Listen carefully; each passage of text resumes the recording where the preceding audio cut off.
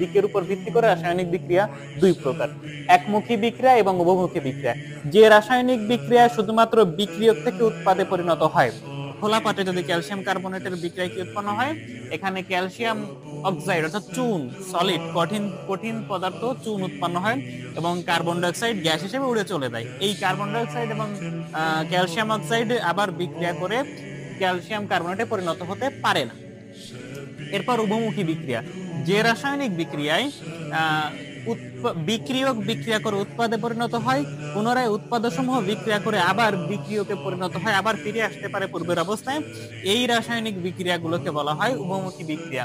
এই ধরনের বিক্রিয়ার ক্ষেত্রে দ্বিমুখী অর্ধতীর ব্যবহার করা হয় এবং একমুখী বিক্রিয়ার ক্ষেত্রে একমুখী তীরচিহ্ন ব্যবহার করা হয়। দেখো এখানে হাইড্রোজেন এবং আয়োডিন গ্যাস যদি বিক্রিয়া করে তাহলে হাইড্রোজেন আয়োডাইড গ্যাস উৎপন্ন হয় এবং এই হাইড্রোজেন আয়োডাইড গ্যাস আবার বিয়োজনের মাধ্যমে হাইড্রোজেন এবং আয়োডিনে